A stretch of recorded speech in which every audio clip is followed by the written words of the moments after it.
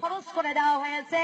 আর আমার মায়ের জাতিরা শহরে থাকেন, মন খারাপ করবেন না, ব্লাউজ বানাতে বানাতে পুরুষের ছেন্দ গেঞ্জি ফেল করে দিয়েছেন। এত খাটো ডানার ব্লাউজ, শর্ট কামিজ ব্যবহার করেন, বিউটি পার্লারে যায় ভুরু তোলেন, ঠোঁট কালার করেন। মাদান্ডে খোদার কসম করে বলে আপনি দাউস হবেন কিয়ামতের দিন। একটা বেপরদা মহিলা দাউস হয়ে যাবে। এই দাউস আল্লাহ জান্নাতে যাওয়া তো দূরের কথা, জান্নাতের বাসনাও তার নাকে পাবে না। টাকা পয়সা আলা হয়ে তোমার কোনো দাম নাই। আমার মা বোনেরা পায়জামা গুলো দেখেন, স্কিন পায়জামা পরে যা দেখতে তল্লাবাসের মতো পাড়া শিকল লাগে, মাথার চুল কাটে বানরের লেজের মতো করে দেয়। ধরে বলেন ঠিক না ঠিক? বোরকা যে পর্দার জন্য গো, সেই বোরকা গাওয়ার দিয়ে রন্না খান গলায় পেঁচে দেয়, বুকের ওপর দেয় না, মাথায় কাপড় দেয় না। আমি আমার ভাষায় নাম রাখছি, এরা হলো তনসেল বারা মুসলমান। এদের স্থানটা হবে তাসলিমা নাসরিনের সাথে জাহান্নামে। জোরে জোরে বলেন ঠিক না বেঠি?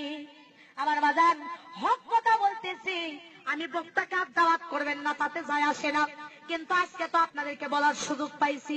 জোরে বলেন ঠিক না ঠিক?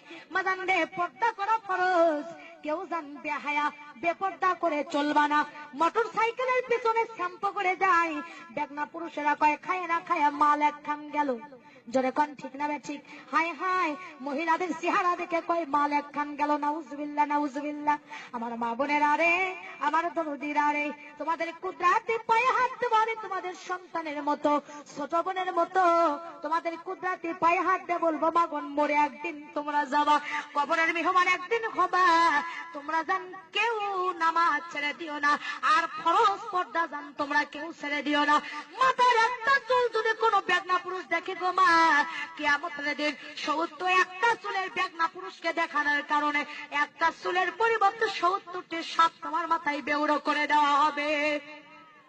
মা বোনেরা আমার